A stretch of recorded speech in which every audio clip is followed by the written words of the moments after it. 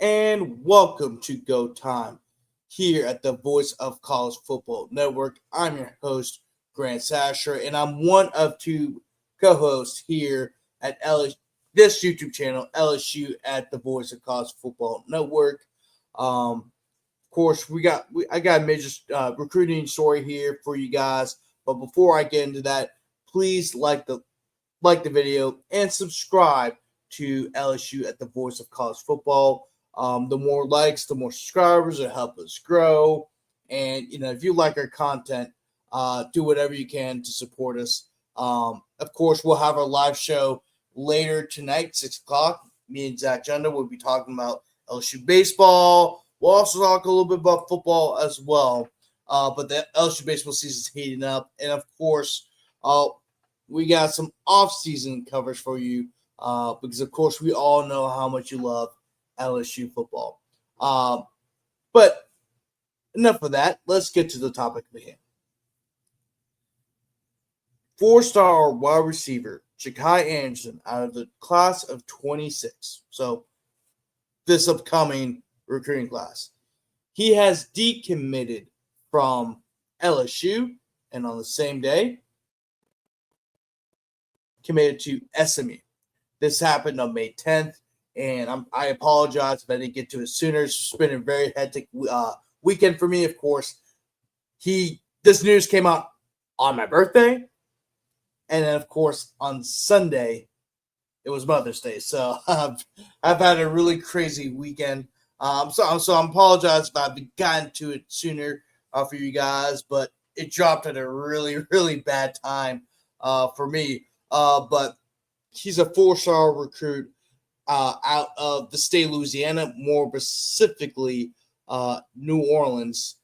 And you don't really see that, right? Guys who are coming that are from the state of Louisiana, usually you see them maybe commit to like Alabama or even like Ohio State, like you saw with Blaine Bradford early in the year, or even Texas A&M. And Texas A&M has usually had a lot of success getting kids out of Louisiana. We've also seen some instances where Texas has pulled some kids out of Louisiana as well. But SMU is really not a school. It's really not a school where they really pull kids out of Louisiana unless you're talking about Shreveport, because Shreveport and Dallas are it's only a 2 to 3 hour difference between those between the two cities.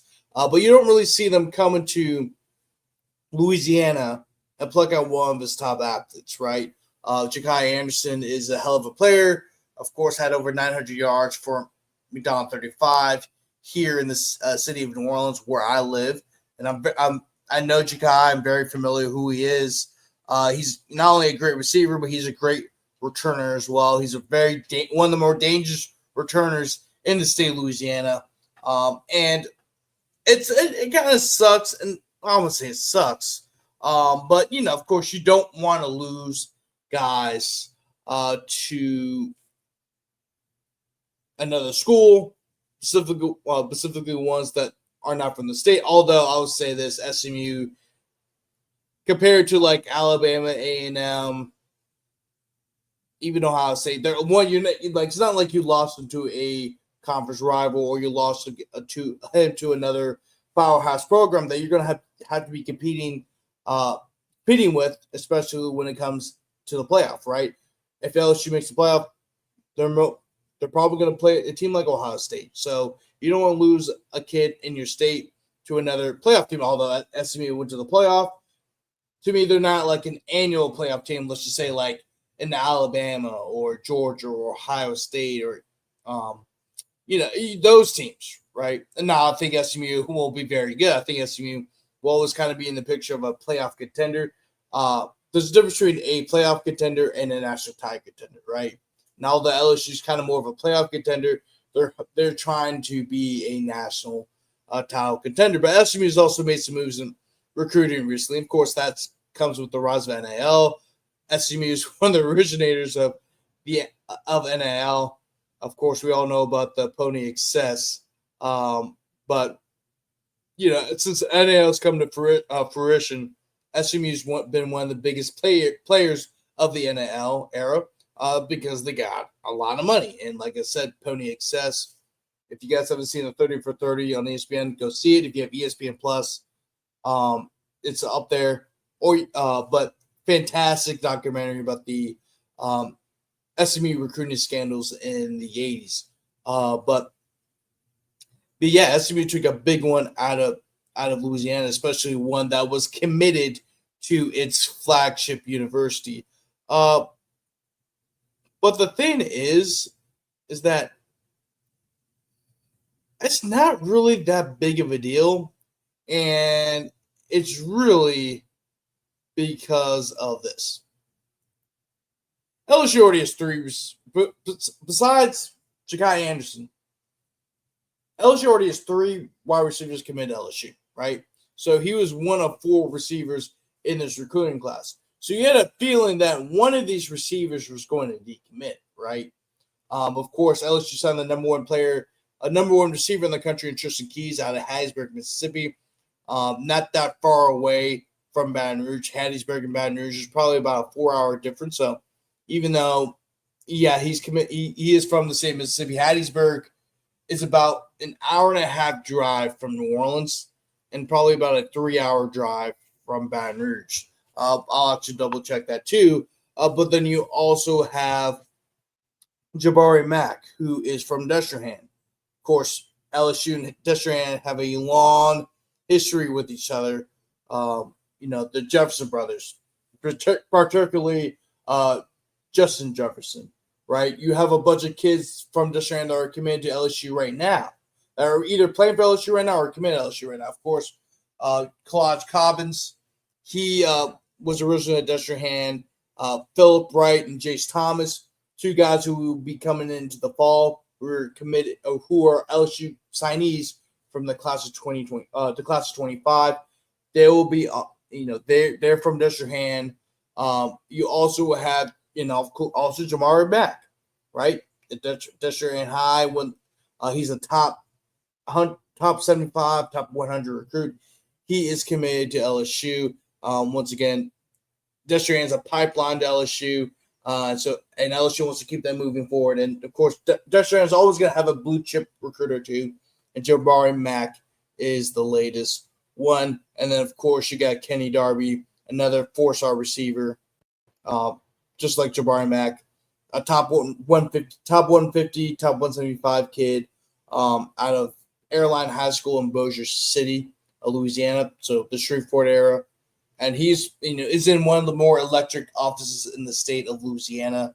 And of course, I've mentioned this before on LSU, our live show.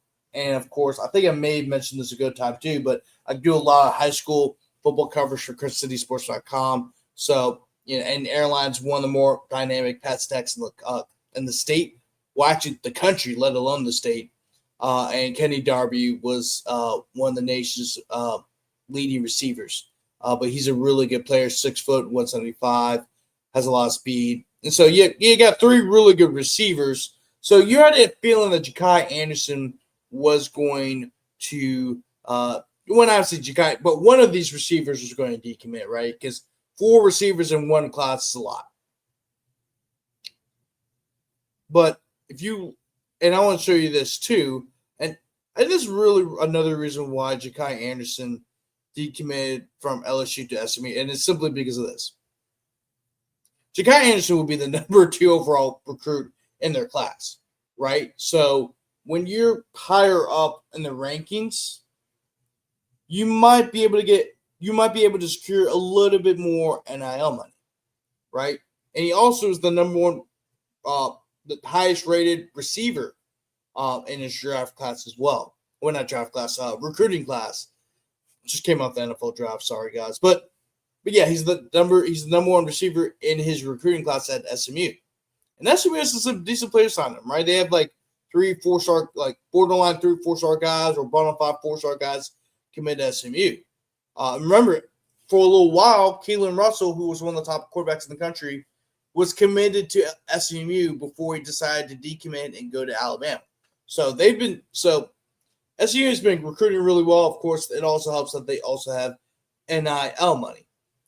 And a lot of people are like, oh, Jakai Anderson, he's he's being soft or whatever. I've seen a few of those. I've seen like, oh, the grass is greener on the other side, and he'll come back to LSU because SMU can win championships. And I just want to respond with this, right?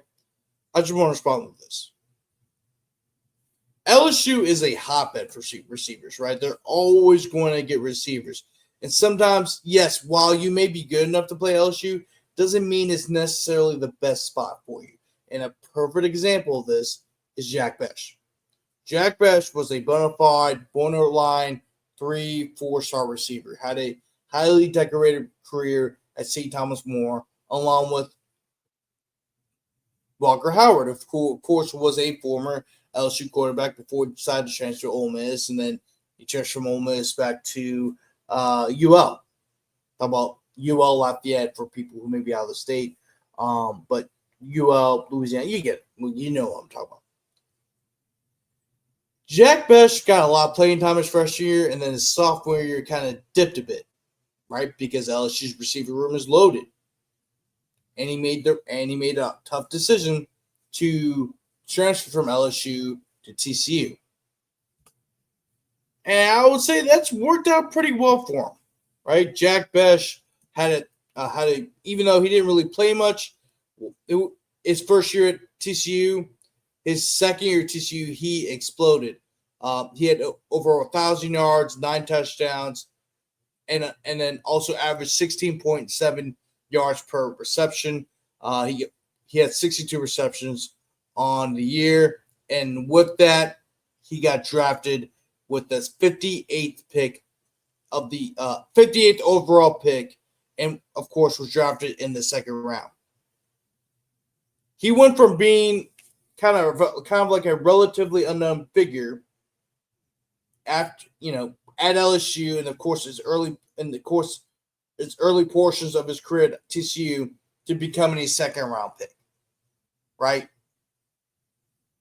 I'm not saying Jack Besh wasn't good enough to play at LSU, but LSU's receiver room is loaded every single year. You're always going to see 2 or 3 guys transfer out of LSU. 2 or 3 receivers transfer out of LSU every year, right? For example, Jaylen Brown was on campus for a year, transferred out. Sheldon Sampson was on campus for 2 years, transferred out. Some guys can be good enough to play LSU, but if you aren't able to break through, you're probably going to transfer. And just because you could, and also I want to say this: him going to SMU might improve his chances going to another Power 5 school, because that's the way we live right now, right? You see guys like, for example, Jakai Hughes, running back out of Tulane, was a back-to-back 1,000-yard rusher. Went to Oregon his junior year. And for LSU fans, now this isn't football, but Paul Skeens. Paul Skeens was in Air Force, and Paul Skeens realized, oh wait, MLB scouts are starting to look at me. Maybe I should transfer to a school that can help me get better publicity and and maybe get more eyes on me, right? And so he was a military guy. He wanted to join the military. Actually, he still wants to join the military whenever his playing career ends. And it was a tough decision for him, but if he wanted to be a legit MLB prospect, he had to leave Air Force. And he would commit to LSU, and of course that worked out because the dude was the best pitcher in college baseball, threw over 200 strikeouts, became the number 1 overall pick in the MLB, and now is a top 5 pitcher in the MLB. So Jakai Anderson could be one of those players where he may commit to SMU at first, he could ball out, and he could transfer to anywhere in else he wants in the country. But also, SMU has the capital to keep him because they got a lot of money.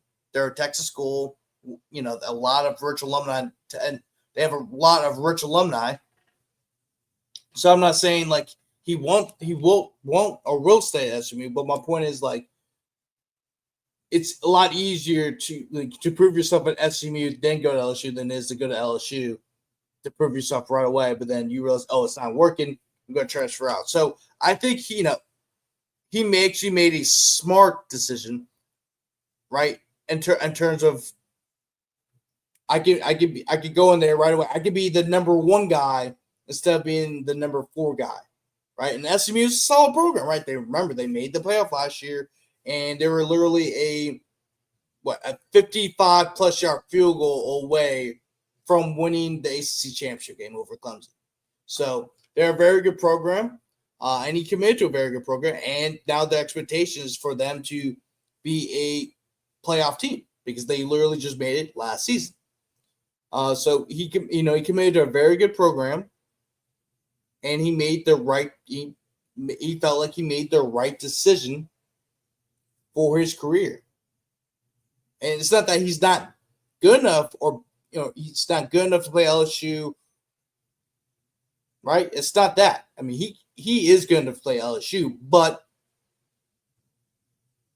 in terms of playing right away, in terms of seeing the field, it's probably the best thing for him, in his opinion. And really, I can even say my opinion, because at LSU it is really tough to break through, because LSU's bringing in top-notch receivers every year, whether it's through high school recruiting or the transfer portal. So I don't think it's a big deal that he decommitted from LSU and went to SMU. Of course, you don't want to see that keep happening, right? But at the end of the day, I understood why he decommitted from LSU and went to SMU. But anyway, that's going to wrap it up for Go Time today. Make sure to check out our Me and Zach's live show. We will be doing at 6 o'clock Central, 7 o'clock Eastern Time, and we'll be discussing everything that happened this past weekend. Of course, we have to talk about LSU's fantastic baseball series win over Arkansas. We'll talk about how that improves their status in terms of being a top 8 host site, meaning they get to host a regional and the super regional. And we'll also discuss whether or not Garrett Nussmeier could be the number 1 pick in the NFL draft next year. We'll discuss that once again at 6 o'clock Central Time, 7 o'clock Eastern Time on LSU Live. And that's going to wrap it up here for Go Time. And remember, go Tigers. See y'all later.